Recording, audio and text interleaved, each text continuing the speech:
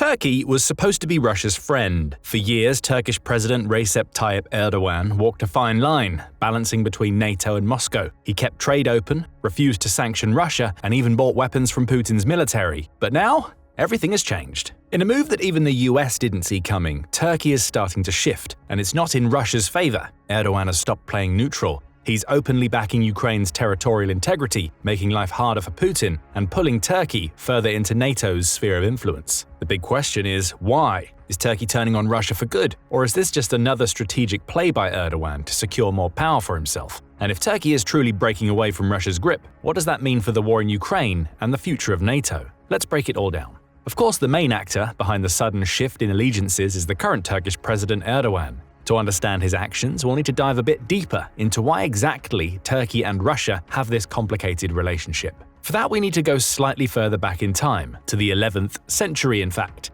Crimea originally didn't belong to either the Russians or the Ukrainians. The region first came under Turkish influence through the Cumans, a nomadic people who settled there around the 11th century. Later, the Mongol-led Golden Horde ruled Crimea, laying the groundwork for the rise of the Crimean Khanate in the 15th century. This Tatar-led state, though independent in theory, soon found itself under Ottoman suzerainty. By 1475, the Ottoman Empire had seized Crimea's major coastal cities, including Kaffa, a crucial trading port. While the Crimean Khanate remained semi-autonomous, its rulers swore allegiance to the Sultan in Istanbul. Crimea became a key military asset for the Ottomans, providing skilled Tatar cavalry for their campaigns. The peninsula also served as a launching point for raids into Russian and Polish territories, fueling the slave trade that enriched the empire. This arrangement lasted for over 300 years. The 18th century, however, marked a turning point. The Russian Empire, expanding aggressively under Peter the Great and later Catherine the Great, saw Crimea as a gateway to warm water ports.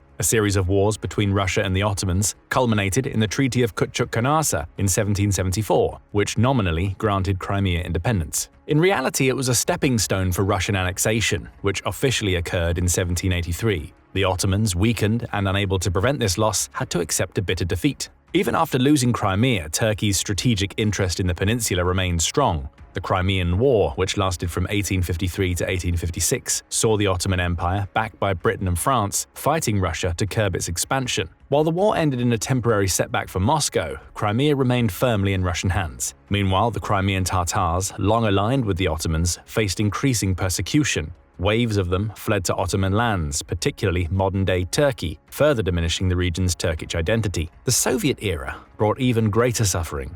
In 1944, Stalin accused the Crimean Tatars of Nazi collaboration and ordered their mass deportation to Central Asia. Entire families were forced onto cattle trains and tens of thousands perished due to starvation, disease, and brutal conditions. For decades, Tatars were banned from returning and their homeland was repopulated with ethnic Russians. It was estimated that between 150,000 and 200,000 people were displaced from their homes and forced to move deeper into Asia. It wasn't until the early 1990s, during the Soviet Union's collapse, that many Tatars finally made their way back to Crimea. So why is Crimea so important to all parties involved? Well, there are a few major reasons, the first being the region's vital access to the Black Sea. When Russia annexed the region in 2014, it regained the ability to create a new fleet in the Black Sea, which could be used to exert influence, mainly militarily and politically, in Eastern Europe. By securing Crimea, Russia has annexed one of arguably the most important areas of modern Ukraine. Not only does Crimea provide ready access to the Black Sea, it also has plenty of natural resources.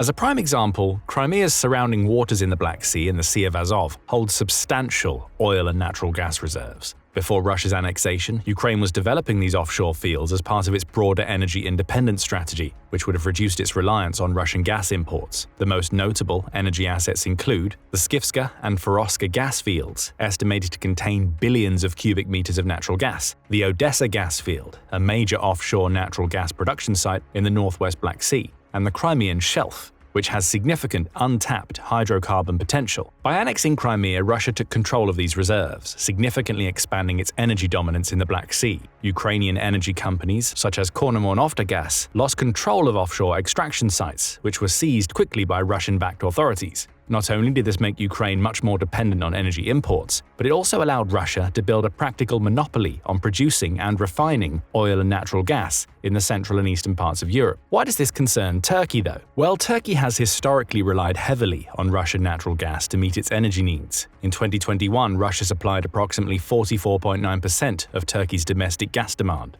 This dependency has been increasing over the past decade. The Russian share of Turkey's total natural gas imports fell from 60% in 2013 to 39% in 2022. Despite this decline in percentage terms, the absolute volume of natural gas imported from Russia has remained relatively stable. After Russia annexed Crimea in 2014, Turkey's natural gas imports from Russia took on new strategic importance. While Western nations enacted sanctions on Moscow, Turkey chose to maintain its energy ties. At the time, over 55% of Turkey's natural gas came from Russia, flowing through the Blue Stream and Western Line pipelines. The annexation didn't immediately disrupt these supplies, but it reinforced the delicate balance Turkey had to maintain. With such a high level of dependency, any geopolitical shift could threaten its energy security. That balance didn't last long. In 2015, Turkey shot down a Russian Su-24 fighter jet near the Syrian border, triggering a full-blown crisis between the two countries. Moscow responded with harsh economic sanctions, cutting trade and restricting tourism. Suddenly, the gas that had seemed so reliable became a potential weapon.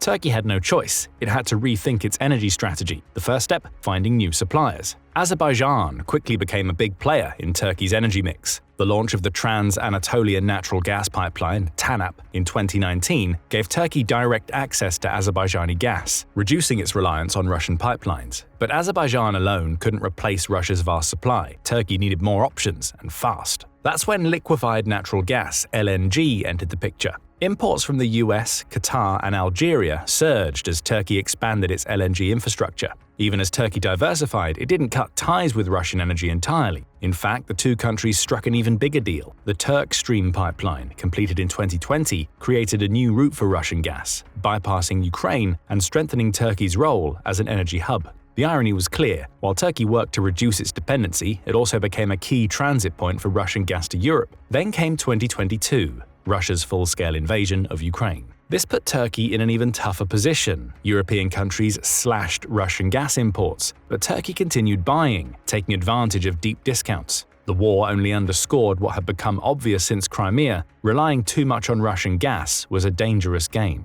The pressure to shift away from Moscow wasn't just about politics anymore, it was about long-term energy security. Where did that leave Turkey? Still walking a tightrope. It continues to buy Russian gas while expanding its LNG capacity and deepening partnerships with Azerbaijan and other suppliers. This situation was further complicated due to the fact that Turkey is in NATO. Turkey's obligations to NATO have repeatedly forced it to step back from aligning too closely with Moscow. While Russian natural gas remained a crucial part of Turkey's energy supply, the country's military commitments to the alliance have made it impossible to fully embrace Russia as a strategic partner. Every time tensions between Russia and NATO escalate, Turkey is reminded of where its true security interests lie. The annexation of Crimea was one of the first major tests of this. As a NATO member, Turkey was expected to stand with the alliance in condemning Russia's actions. While it stopped short of imposing sanctions, it voiced strong support for Ukraine's territorial integrity and denounced persecution of Crimean Tatars. And all the while, Turkey kept buying Russian gas, walking a fine line between economic necessity and geopolitical loyalty. When Turkey shut down the Russian Su-24 fighter jet that violated its airspace near the Syrian border,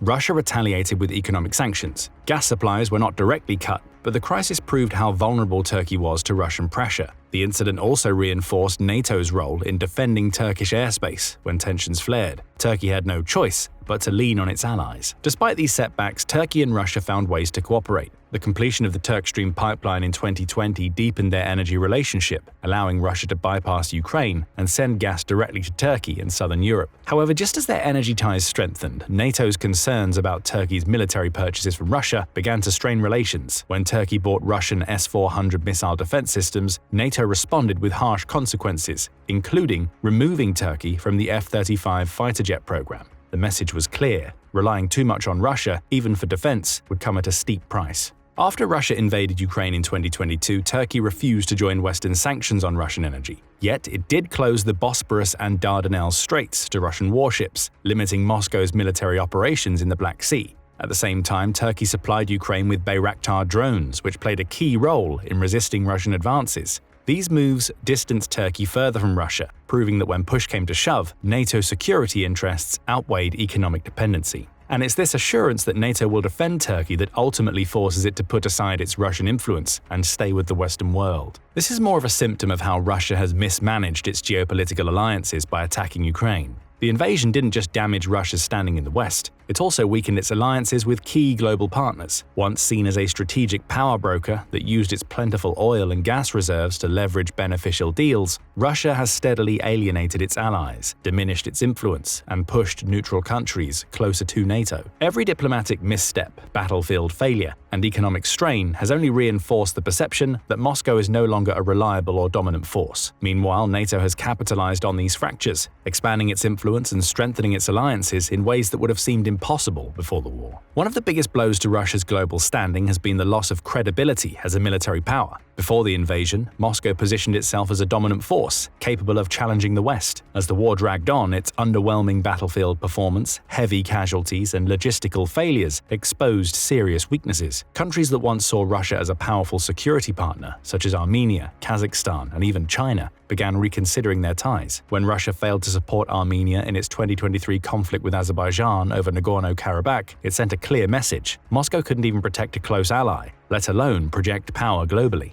Russia's economic dependence on China and India also became a vulnerability. As Western sanctions cut off Russian oil and gas exports to Europe, Moscow turned to Beijing and New Delhi as alternative buyers. While these countries continued purchasing Russian energy, they did so at massive discounts, taking advantage of Moscow's desperation. China, once seen as an equal partner in a multipolar world, began treating Russia more like a junior partner, a dramatic shift from their pre-war relationship. India, meanwhile, maintained ties but strengthened its military cooperation with the US, signaling that its long-term security interests lay with the West rather than Moscow. The war also strained Russia's long-standing influence in Central Asia. Countries like Kazakhstan and Uzbekistan distanced themselves, refusing to recognize Russia's annexation of Ukrainian territories and seeking closer economic ties with China, Turkey, and the West. Kazakhstan, traditionally a loyal Moscow ally, openly defied Russia by refusing to support the war and increasing cooperation with NATO members. This shift significantly weakened Russia's control over its post-Soviet sphere of influence. Perhaps the biggest geopolitical win for NATO came in Northern Europe, where Russia's aggression forced Sweden and Finland to abandon their neutrality and join the alliance. Before the war, the idea of Finland, a country that shares a 1,300-kilometer border with Russia, joining NATO would have been unthinkable.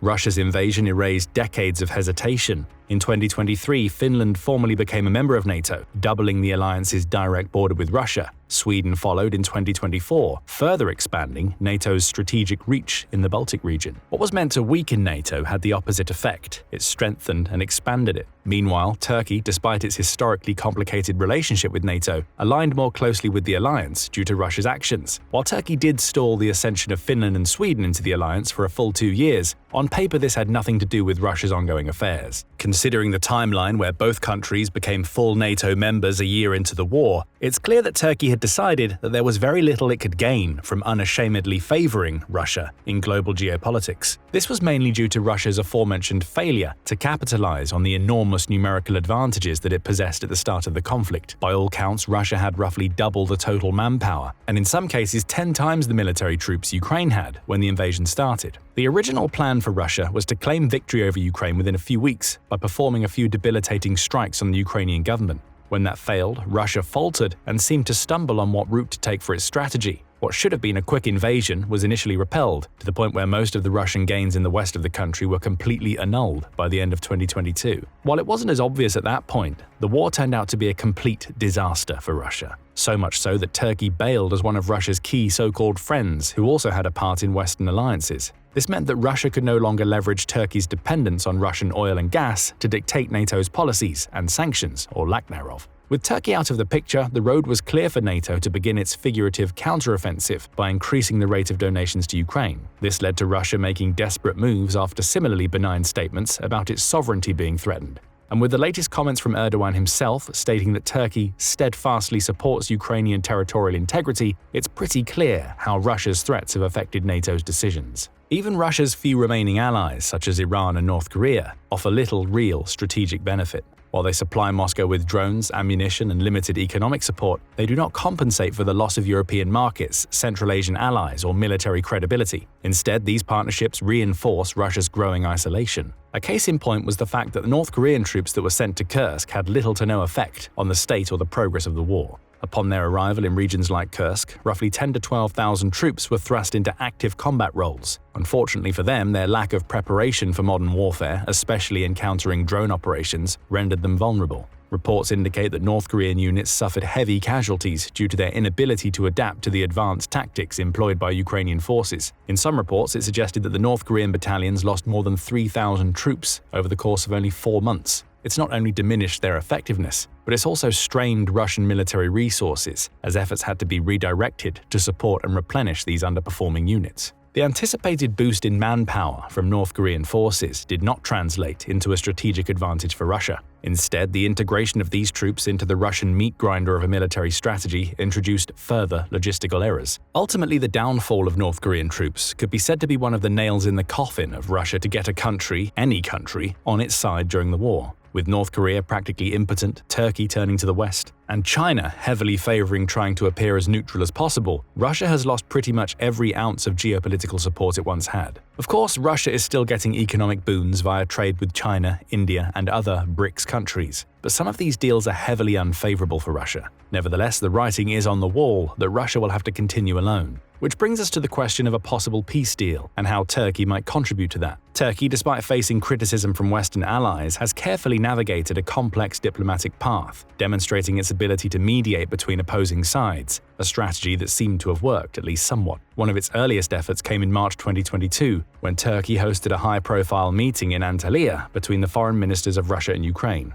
Although the talks ultimately failed to produce a meaningful result, this was the first direct diplomatic engagement between the two nations since the conflict began and started Turkey's role as an early broker of dialogue. A more impactful achievement was the Black Sea Grain Initiative, born out of urgent concerns over food security as the war disrupted global grain exports. The war triggered severe grain shortages and an escalating food crisis due to Ukraine being the world's 7th largest grain producer and relying on the Black Sea to send its cargo ships out, which was now blocked by the Russian Black Sea Fleet. Recognizing the humanitarian stakes, Turkey and the United Nations brokered a deal on July 22, 2022, establishing a secure shipping corridor for Ukrainian grain exports. This initiative proved to be a lifeline for 349 million people, helping stabilize food markets and sustain Ukraine's economy amid the ongoing war. Turkey's diplomatic outreach extended beyond economic relief. It also played a crucial role in de-escalation efforts. In November 2022, Ankara facilitated a rare meeting between US and Russian intelligence chiefs focused on addressing nuclear threats.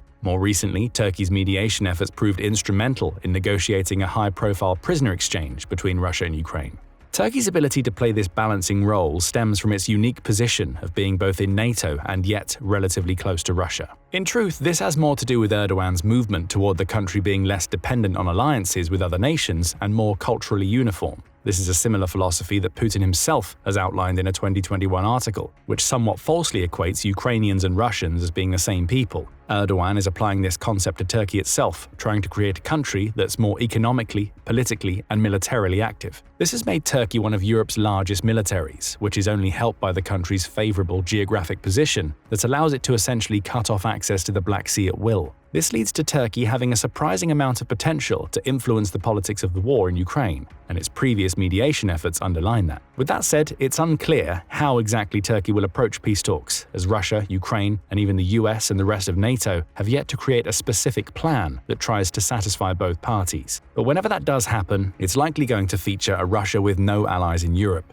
What do you think? Will Turkey be the one to broker peace in the war, or is this just a power move by Erdoğan to reap more political goodwill? Thanks for watching, and leave your comments below.